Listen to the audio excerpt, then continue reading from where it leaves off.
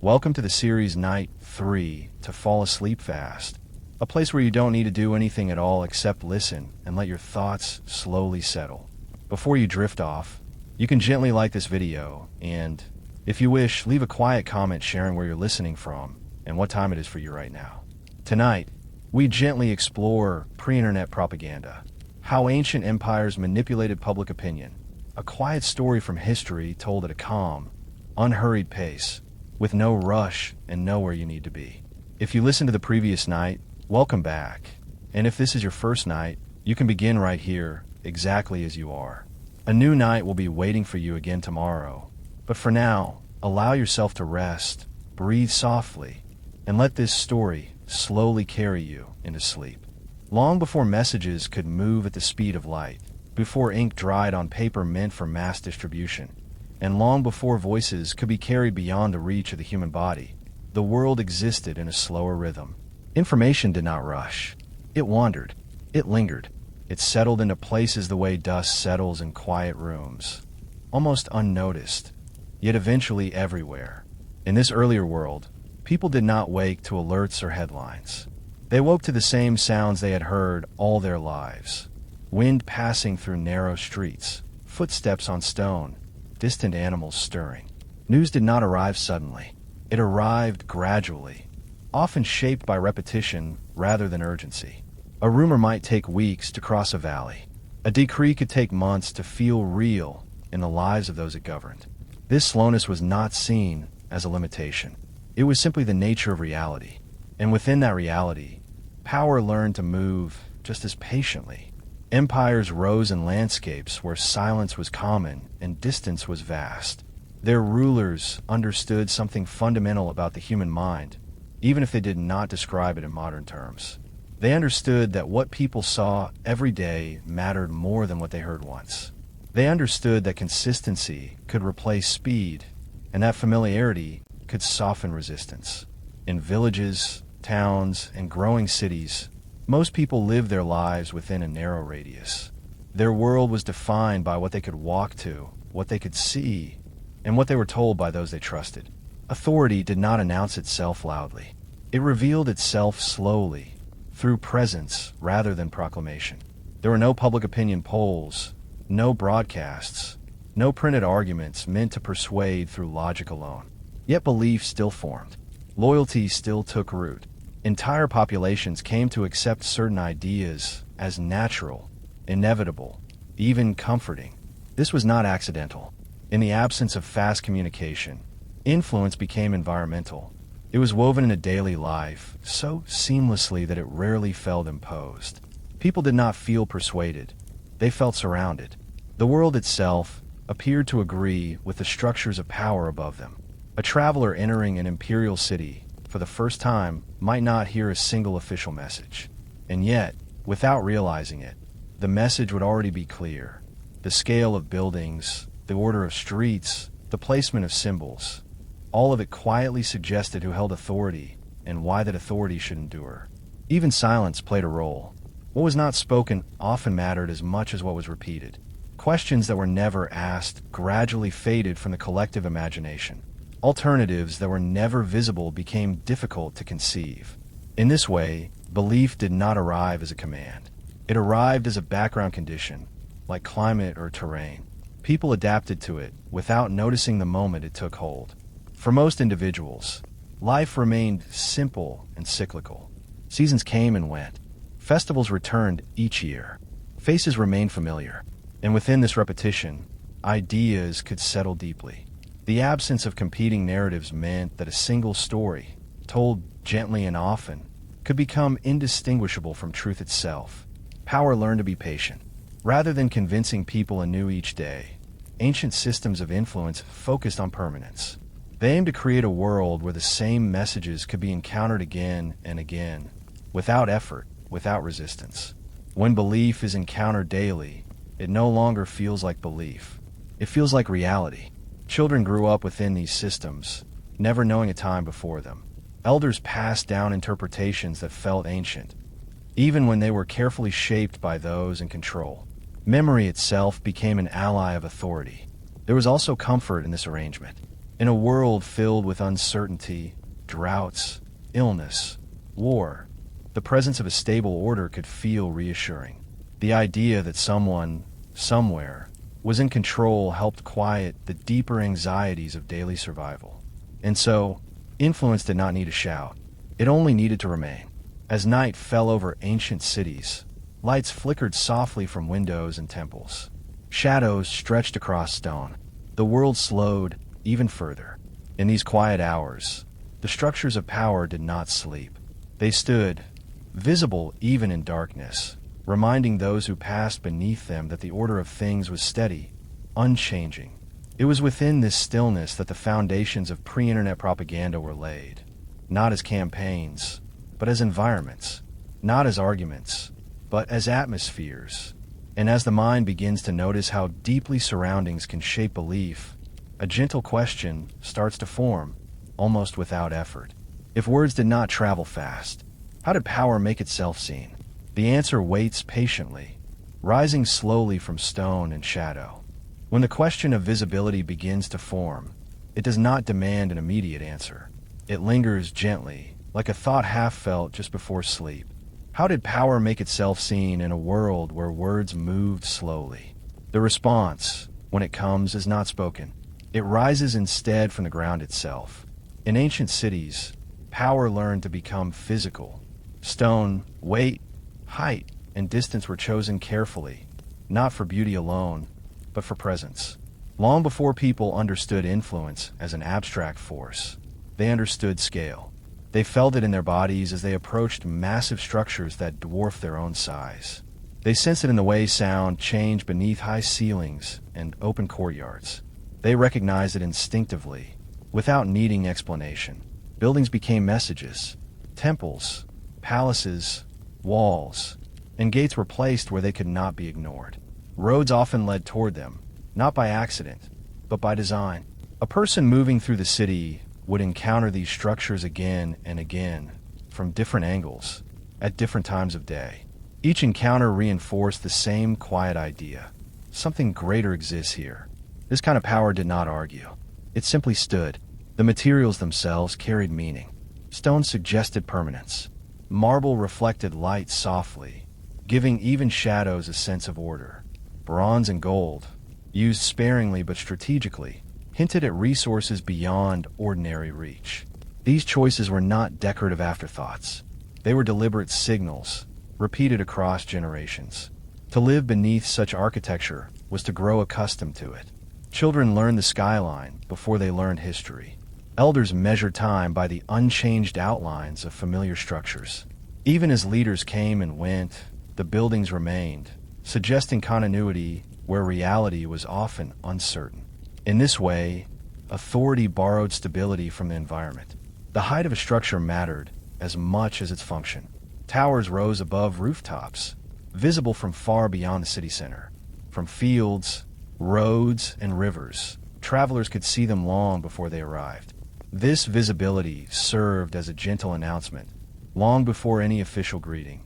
You are entering a place governed by order. Walls told similar stories. They marked boundaries, yes, but they also conveyed protection. Within them, people felt contained, sheltered, held. The presence of walls suggested not only defense, but care. The city appeared to watch over its inhabitants, even as it quietly defined their limits. Open spaces played their part as well. Large squares and courtyards allowed people to gather, but also to feel small within the collective. When many stand together beneath an immense structure, individual concerns soften. Attention shifts upward, outward, away from the self. These spaces were often arranged so that the most important buildings framed the horizon. Wherever one stood, the symbols of authority were never far from view. The city itself became a map of influence, guiding movement and attention without force. There is no need to explain why these places mattered. Their presence explained everything. Over time, the repetition of scale shaped expectation. People began to associate size with legitimacy, height with importance, stone with truth. These associations formed quietly, reinforced by daily exposure. To question them would require not just doubt, but imagination, the ability to picture an alternative world where power looked different. That imagination rarely had room to grow.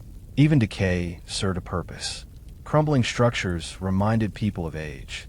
Age suggested endurance, and endurance suggested inevitability. A building that had stood for centuries felt beyond challenge, even if its original builders were long forgotten.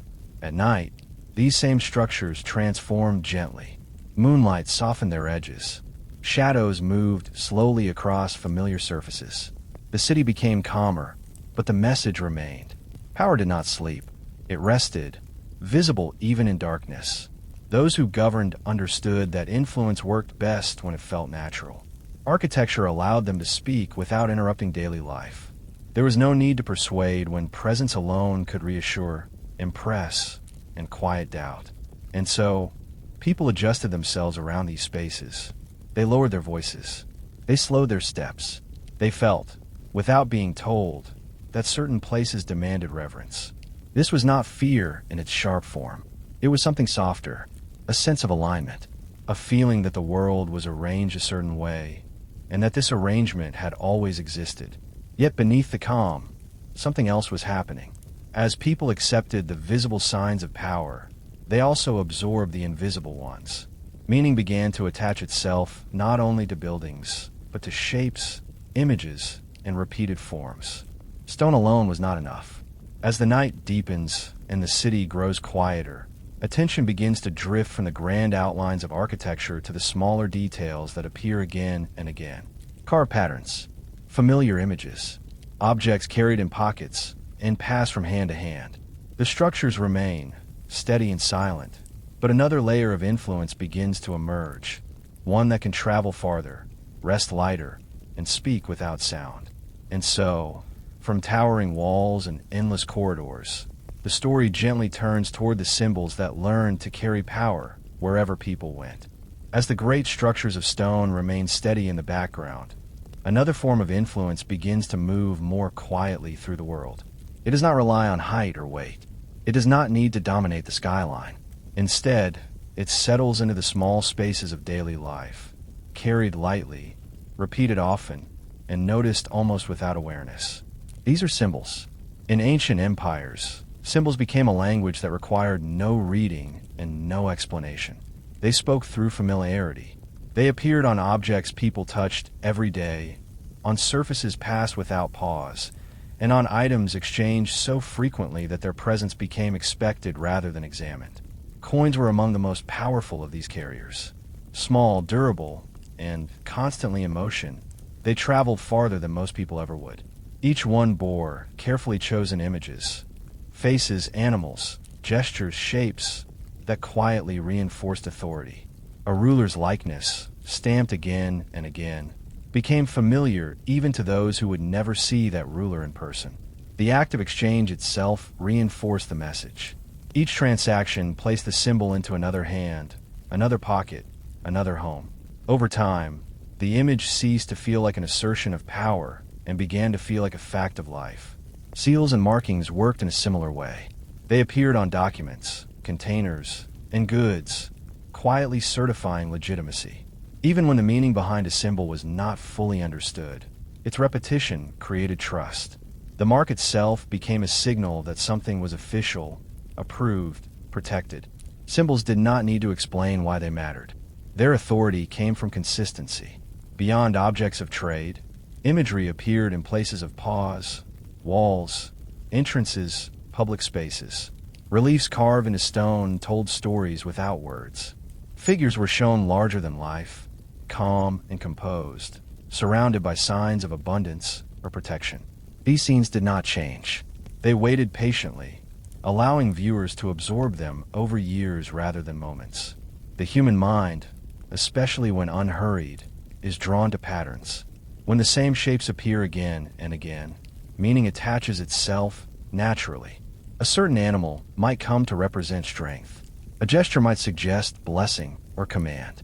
A repeated posture could imply order and balance. Over time, these associations felt obvious, even inevitable. What made symbols especially effective was their flexibility.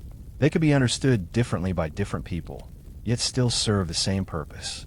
A child might see comfort where an adult saw authority.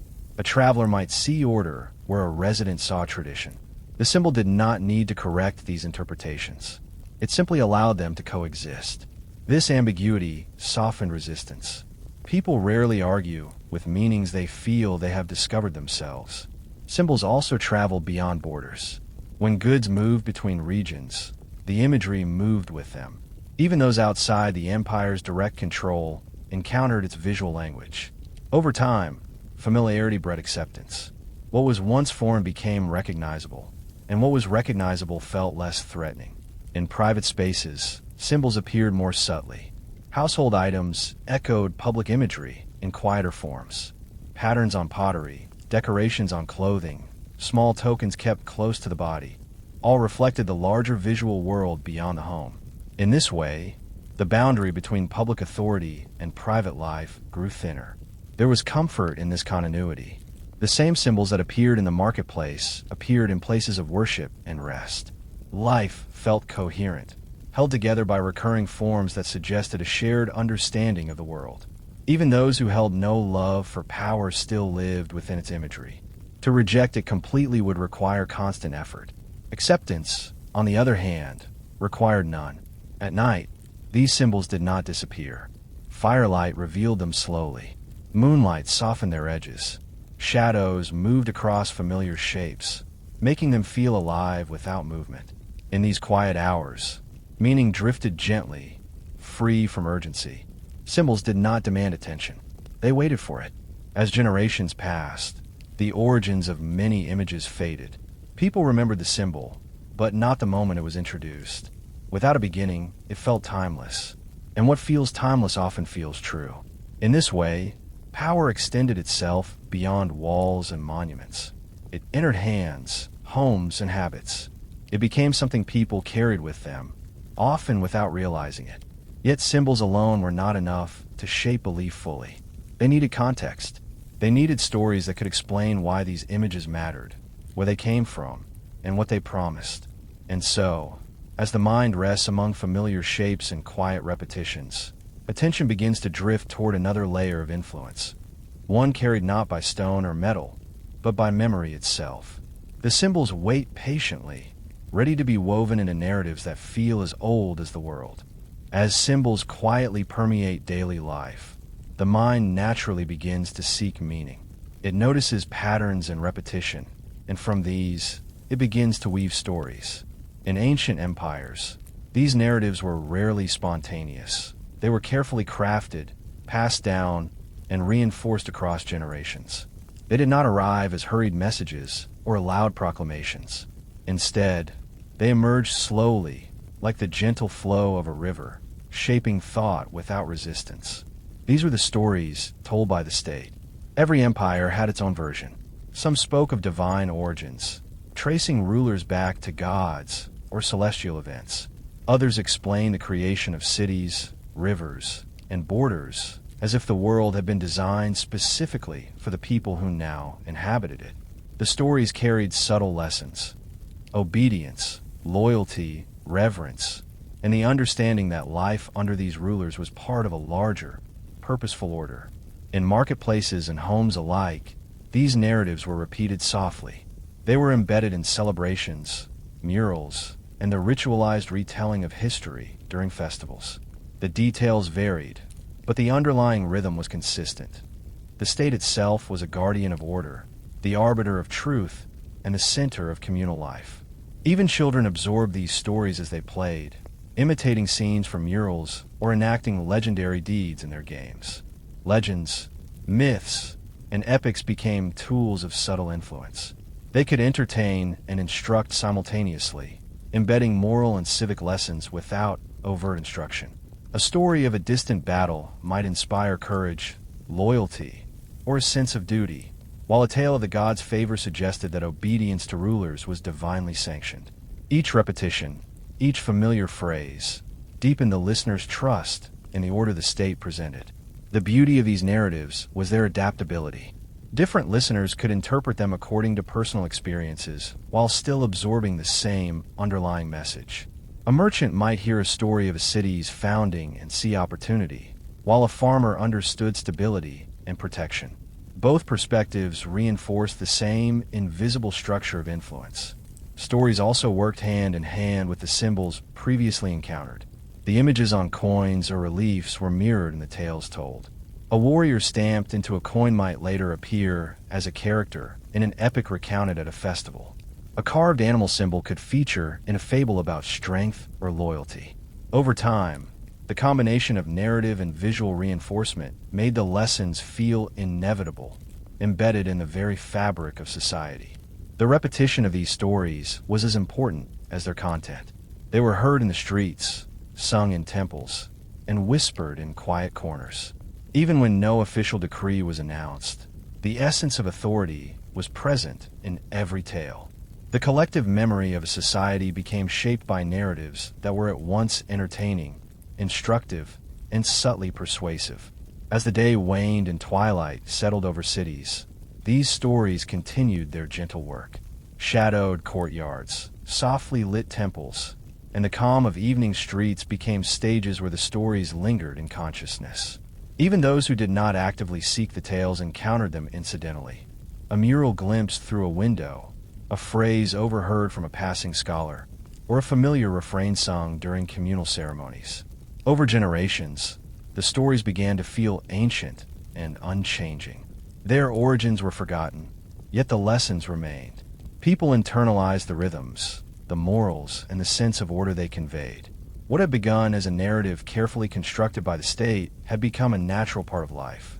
Authority no longer needed to be argued for. It had been woven seamlessly into everyday thought. The state also understood the subtle power of pacing. Stories were not forced, nor were they complete in a single telling. Each retelling added layers, elaborations, or context, allowing listeners to experience a gradual deepening of understanding. By the time the stories had circulated fully, they had shaped perception gently, as a stream shapes stone over years. Even resistance was softened by storytelling. An alternative perspective, however faint, could be incorporated, reinterpreted, or reframed within the larger narrative, preserving the continuity of influence. Listeners seldom felt overtly coerced. They felt simply guided, comforted by the sense of shared memory and history.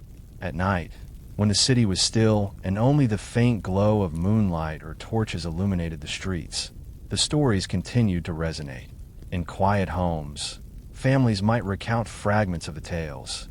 In empty courtyards, statues and reliefs seemed to whisper the same narratives in their silent, frozen forms. The influence of these stories was cumulative, subtle, and enduring. By blending symbols and tales, the state created a comprehensive, multi-sensory environment of influence. People did not just see authority. They experienced it in objects, spaces, and the rhythms of narrative life. Their attention was drawn to meanings woven seamlessly into the textures of daily existence. And as listeners drifted through these layered messages, the mind began to relax into them, absorbing ideas without conscious effort.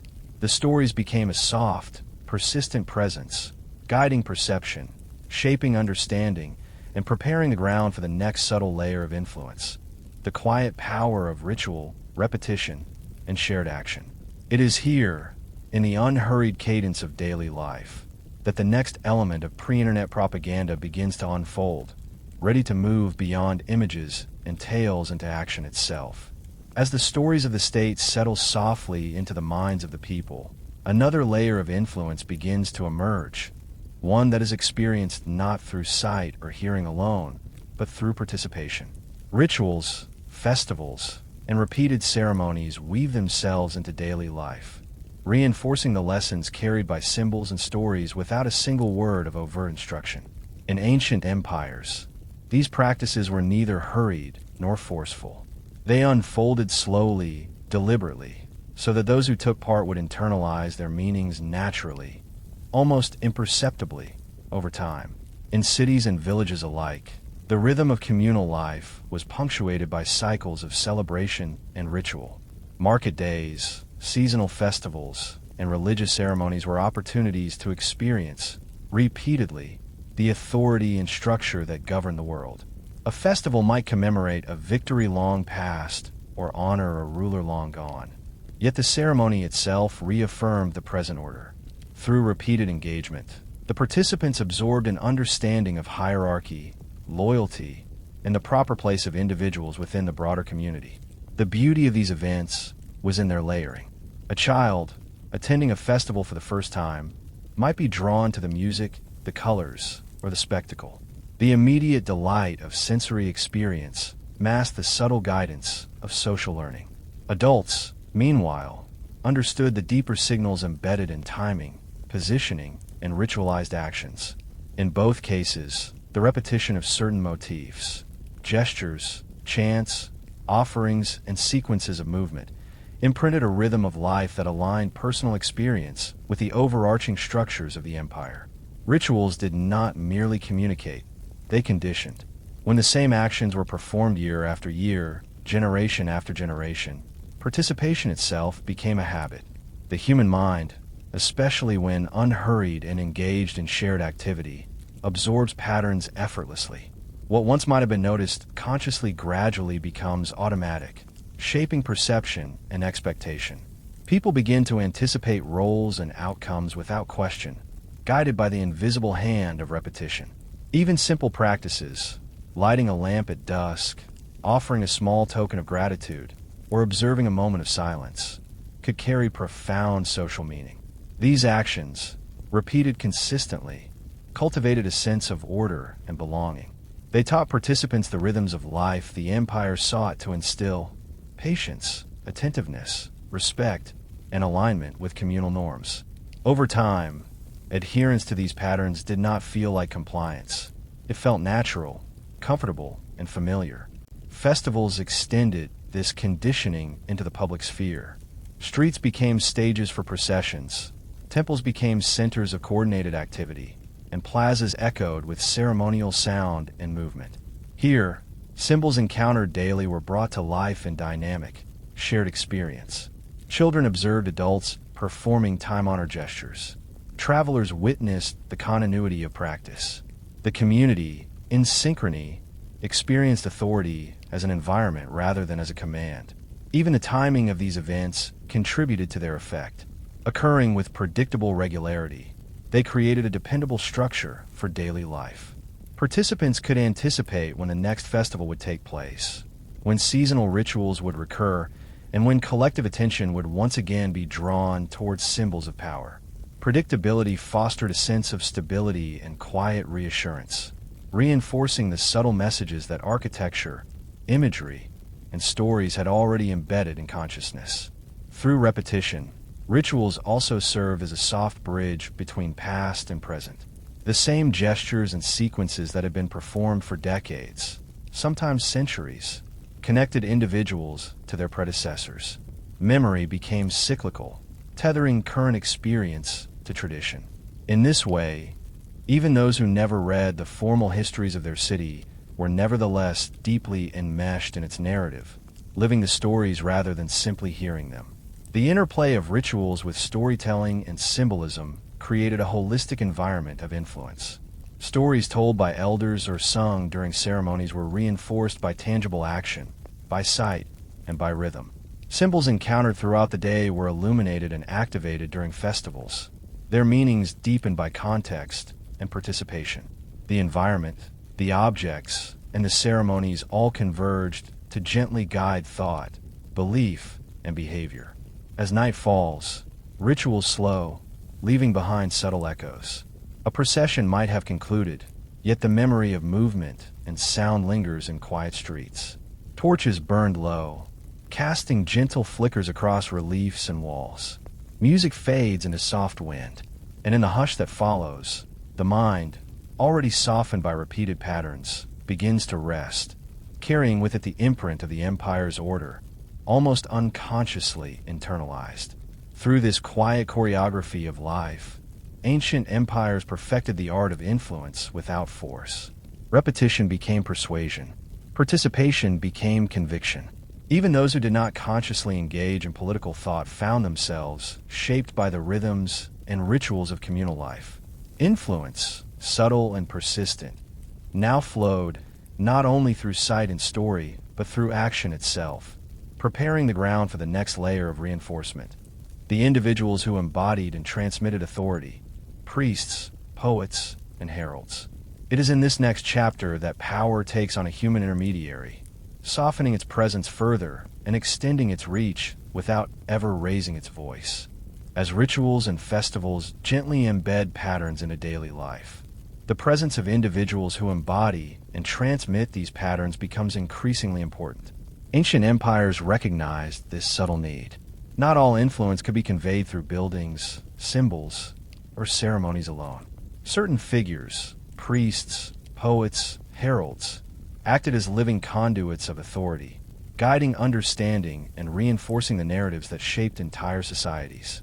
They moved quietly among the people, their words measured, their presence reassuring, their role integral to the soft machinery of power. Priests, in particular, held a special position. They were interpreters of divine will, mediators between the human and the celestial. Within temples, they performed rites that structured both the spiritual and social rhythms of the community. Their actions were deliberate, slow, and observable, designed to be witnessed as much as performed.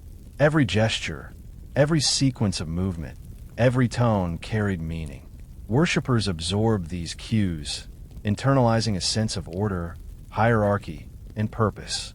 Authority, once abstract, became tangible through the priest's actions. Poets, meanwhile, were the weavers of memory and imagination. Their verses captured legends, moral lessons, and the grandeur of rulers long past. Spoken aloud during communal gatherings, or recited privately in homes, these stories carried the weight of cultural expectation without ever demanding it. The rhythmic cadences of poetry invited the listener into a reflective state, a soft meditation that rendered the lessons effortless to absorb.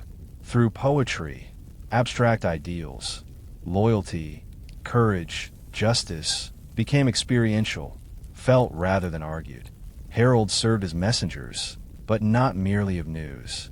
They transmitted significance, marking events, announcements, or ceremonial moments with a gravitas that ordinary citizens could perceive intuitively. Their measured proclamations, delivered in open spaces or along processional routes, transformed routine information into an event. The act of listening itself, structured by heralds' presence and timing, instilled awareness of hierarchy and participation in the collective order. Together, these individuals created a network of subtle influence that complemented the physical and narrative environment. Architecture had established scale, symbols had embedded meaning, stories had provided context, and rituals had offered repetition. Priests, poets, and heralds brought these elements into a human interface. People no longer only observed or participated passively. They were guided, inspired, and reassured by the figures whose authority and consistency lent coherence to their experience. The presence of these intermediaries also personalized power. Whereas monumental structures and symbols could feel distant or impersonal, a poet's voice or a priest's gesture could be felt intimately, even in the public sphere. Individuals became conduits for abstract authority, humanizing the otherwise vast, sometimes overwhelming structures of empire. Through consistent exposure, the populace came to associate trust, reliability, and tradition with these figures, deepening the internalization of social norms. Furthermore, the work of these intermediaries extended over time. As they repeated rituals, recited stories, and delivered proclamations, generations of listeners gradually absorbed not only the content, but also the rhythm, tone, and pacing of authority. By moving in measured, predictable ways, they reinforced a quiet, continuous influence that persisted even when the individuals themselves were no longer present. In this sense, they were living extensions of the state, embodying its memory, its priorities, and its values. Even subtle cues mattered. The way a priest's robe caught candlelight, the inflection in a poet's recitation, or the timing of a herald's steps, all contributed to a cumulative, almost imperceptible shaping of perception. Each act confirmed the structure of society and the inevitability of its rhythms. The ordinary citizen, experiencing these cues without conscious attention, gradually absorbed the expectations and hierarchies embedded in everyday life. These human intermediaries also ensured continuity when circumstances changed. New rulers, shifting policies, or even periods of instability could be absorbed and translated into the familiar rhythms of public life through the work of priests, poets, and heralds. They smoothed transitions, maintained traditions, and preserved the patterns of authority that have been built over decades or centuries. In quiet moments, when the city slowed and shadows stretched across empty streets and open squares, the influence of these figures lingered. Their presence, even after the ceremonies ended, was felt in the stillness. Patterns of thought, expectation, and belief, reinforced over years of observation and participation, now rested gently within the populace. The empire's structure, invisible yet pervasive, had become part of the rhythm of life. As the night deepened and the world outside the city slept, the cumulative influence of architecture, symbols, stories, rituals, and human intermediaries reached a subtle completeness. The environment was now not only observed and participated in, but internalized. Authority flowed seamlessly, almost unnoticed, through every element of daily existence. And as the mind begins to perceive how these forces interact, how the tangible, symbolic, narrative, and human elements combine, a new layer emerges. The quiet shaping of behavior through the interplay of fear, safety, and the human instinct for security. As the influence of priests, poets, and heralds settles within the hearts and minds of the people, another, subtler form of power begins to weave itself into the rhythm of daily life. The interplay of fear and safety. Ancient empires understood that human behavior is not guided by inspiration alone, nor by stories or ritual. It is also shaped by instinct, the quiet awareness of danger, and the simultaneous reassurance of protection. By balancing these elements, authority extended its reach without force, crafting an environment where the populace internalized control naturally, almost unconsciously. In cities and towns, the presence of walls, gates, and watchtowers was more than mere architecture. It was an unspoken dialogue.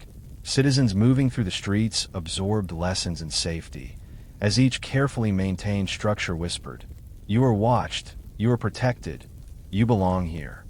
At the same time, the same walls suggested limits, reminding people of the boundaries that should not be crossed. Safety and restraint were taught in tandem, in silence, by the built environment itself. The quiet administration of risk extended into daily interactions. Guards or watchmen, positioned where their presence was visible but unobtrusive, offered subtle cues. Their occasional movement, the glint of a polished weapon in torchlight, or the faint sound of footsteps on stone reminded the populace of both order and the consequences of disorder. There was no need for shouting or explicit threat. The very rhythm of life conveyed boundaries, expectations, and consequences. Fear was never meant to dominate, only to inform. By keeping it measured, authorities ensured that it reinforced rather than disrupted the social order.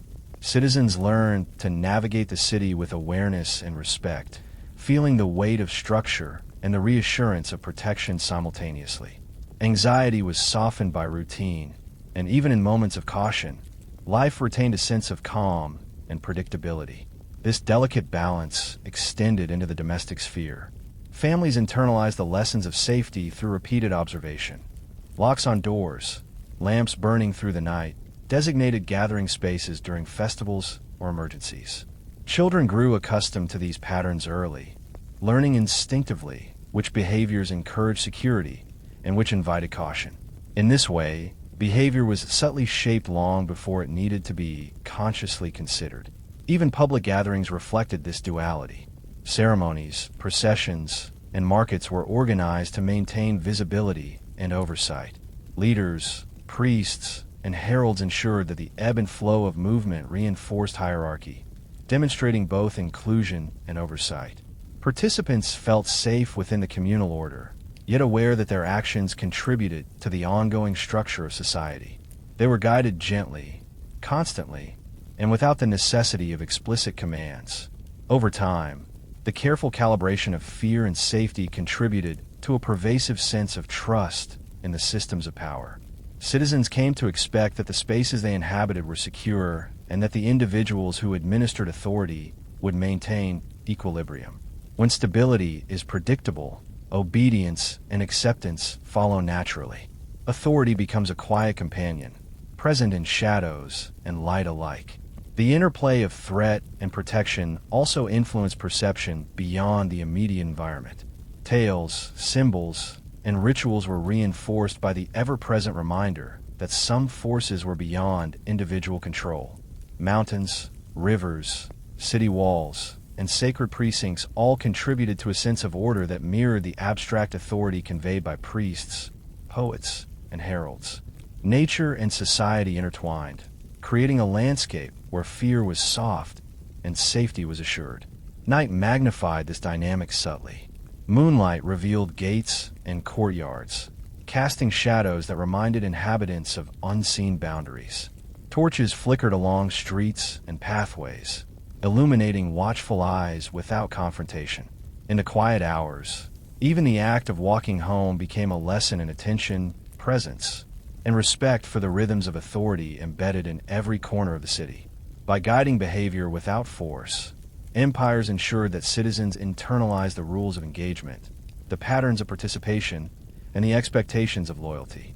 Fear was a tool, but it was wielded softly. Safety was a gift, but one that required awareness to maintain. In this balance, human behavior became aligned with the structures of the state in a way that felt organic, intuitive, and, importantly, peaceful. As these lessons permeated the day-to-day experience, people gradually began to carry the empire's influence within themselves. Streets, buildings, and rituals taught them how to move, how to speak, and how to participate. Symbols reminded them of authority. Stories framed meaning. Rituals embedded rhythm. Priests, poets, and heralds guided comprehension. And now, with fear tempered by protection, behavior itself mirrored the quiet hand of control. This invisible shaping of thought and action prepared the stage for the next layer, the subtle management of information itself. Messages, rumors, and selectively shared truths would soon travel across the empire, moving along carefully monitored paths, ensuring that even the flow of knowledge was aligned with the rhythms of influence. It is here that pre-internet propaganda becomes most evident, not in its speed, but in its methodical, patient, and all-encompassing design. As the balance of fear and safety settles quietly into daily life, attention begins to drift towards something less tangible, but equally potent: information itself. Ancient empires understood that knowledge, what people heard, repeated, or noticed, was as powerful as walls, symbols, or rituals. Messages, carefully curated and strategically disseminated, became instruments of influence. The flow of information was neither accidental nor chaotic. It was measured, filtered, and shaped to reinforce the subtle structures of authority already embedded in the physical, symbolic, and social environments. In marketplaces, streets, and public squares, information traveled not only through formal announcements, but also through whispers, gossip, and the repetition of carefully chosen stories. Heralds and officials delivered official decrees, but it was often the quieter channels, the conversations of merchants, the shared recounting of events during rituals, or the stories told by traveling poets, that carried messages most effectively. These channels allowed the empire's priorities and values to reach even those who might not attend ceremonies or see monuments daily. Rumor, when gently guided, became a tool of cohesion. A tale of distant conquest, a hint of divine favor, or a subtle warning about disloyalty could spread quickly, shaping perception without formal enforcement. The repetition of selected details reinforced the credibility of the narrative. Citizens internalized the lessons of these stories through the natural act of listening and repeating, rather than through direct instruction. Information, moving along paths, both official and informal, became part of the rhythm of daily life. Control over information was subtle, not coercive. By determining which stories were repeated and which faded into silence, the state guided attention and expectation. People rarely noticed the boundaries of what was allowed to circulate. They simply absorbed what seemed familiar, coherent, and consistent. Over time, the cumulative effect of these carefully managed streams of knowledge created a shared perception of reality, one that aligned with the values and priorities of the authorities. Symbols and narratives encountered earlier worked in tandem with information. A coin that bore a ruler's image could reinforce the story told by a poet or the moral recounted during a festival. When details of events were repeated in whispers or public declarations, they resonated with the visual and ceremonial cues already ingrained in memory. The convergence of sight, sound, and experience deepened the impact of information, making it feel inevitable and truthful. Even minor acts of information management mattered. A single phrase repeated in multiple marketplaces, a carefully timed announcement during a festival, or the subtle embellishment of a story by a traveling herald could shift perception incrementally. People absorbed these cues unconsciously, yet their behavior reflected the guidance embedded in the flow of knowledge. Awareness of what was spoken, shared, or observed became part of everyday decision-making, shaping obedience, expectation, and social cohesion. The timing of information dissemination was as critical as its content. Messages aligned with seasonal festivals, public ceremonies, or the return of travelers from distant regions reinforced continuity and stability. Unexpected news could be disruptive, yet predictable sequences of communication built trust. Citizens came to rely on the rhythms of information, learning to anticipate when and how to interpret the stories they heard. Authority felt natural because it was woven seamlessly into the flow of knowledge itself. Rumors and tales also bridged gaps between generations. Oral histories, recounted by elders to children or by poets to audiences, created continuity. Even when the exact origins of a story were forgotten, its repeated telling instilled a collective understanding of social norms, moral priorities, and the consequences of disobedience.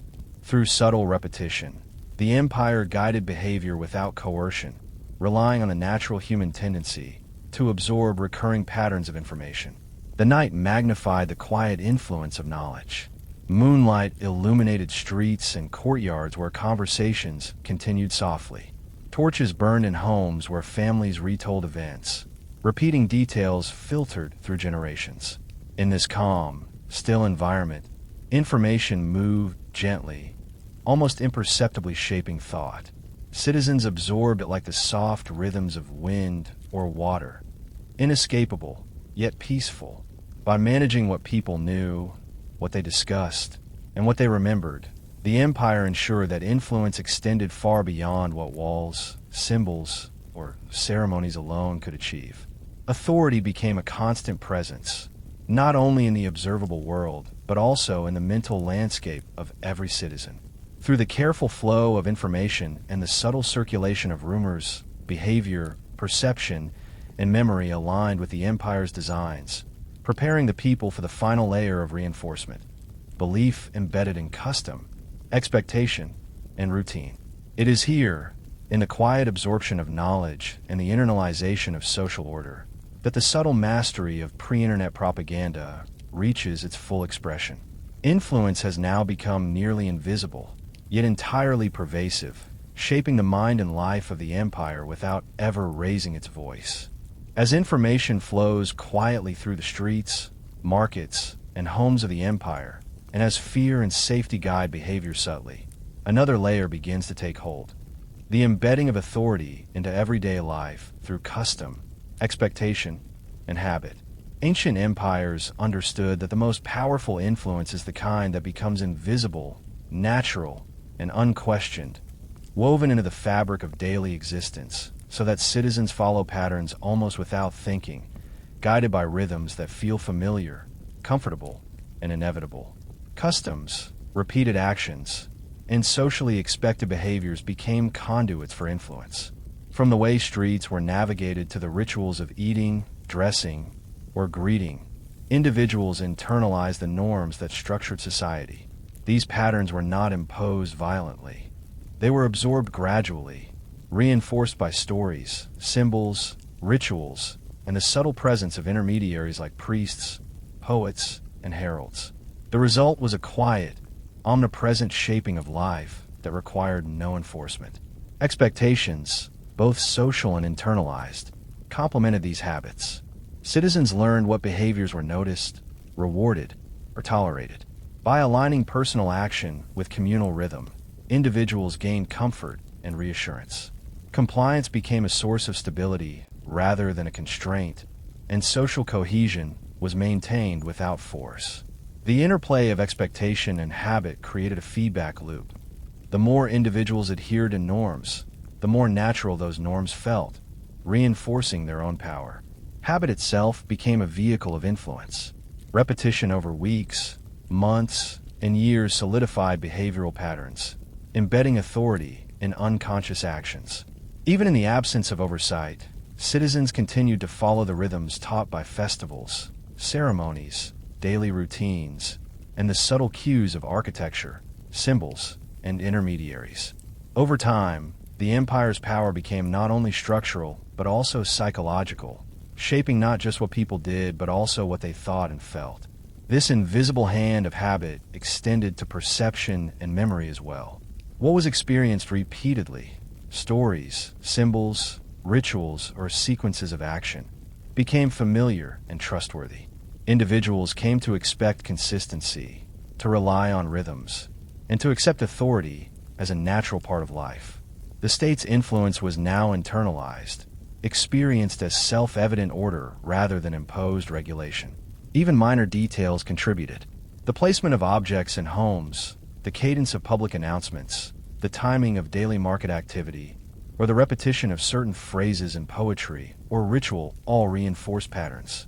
People absorbed the significance of these cues unconsciously, aligning their behavior with the empire's structure without conscious deliberation. Authority had become a silent companion, present in the smallest gestures, routines, and expectations.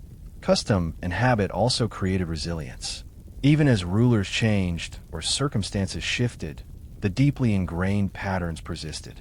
Citizens continued to follow rhythms, participate in ceremonies, and interpret symbols in ways that preserve continuity. Influence had become self-sustaining. The empire's structure survived through the collective absorption of habits, even without constant reinforcement. In quiet homes and shadowed streets at night, the effect of these customs and habits is most apparent. Citizens move and act without conscious effort, guided by patterns learned over lifetimes. Stories, symbols, rituals, intermediaries, safety measures, and the flow of information all converge to make behavior predictable, coherent, and aligned with authority. The power of the empire has been internalized, almost imperceptibly, shaping minds, perceptions, and actions. By embedding influence into custom and habit, empires ensured that control was experienced as natural. People were not coerced, they were guided. Authority was felt, absorbed, and lived, becoming a seamless part of daily existence. And as the night stretches and the city sleeps under moonlight, these rhythms persist quietly, ready to carry the mind toward the final layer. Reflection, memory, and the internalized narrative that completes the subtle, pervasive system of pre-internet influence. It is here, in the cumulative power of habit and expectation, that the quiet mastery of societal influence is fully realized. Citizens carry authority within themselves, a testament to the patient, careful shaping of perception, behavior, and thought. As the cumulative layers of architecture, symbols, stories, rituals, intermediaries, safety, information, and habitual customs settle into the lives of the populace, the final and most subtle element of influence emerges: the internalization of authority. In this phase, the empire's guidance is no longer external. It has been absorbed into the minds, perceptions, and routines of the people themselves. Citizens carry the lessons, expectations, and rhythms of the state within them, often without conscious awareness, creating a society in which power flows naturally, quietly, and persistently. Internalized authority manifests in thought as much as in behavior.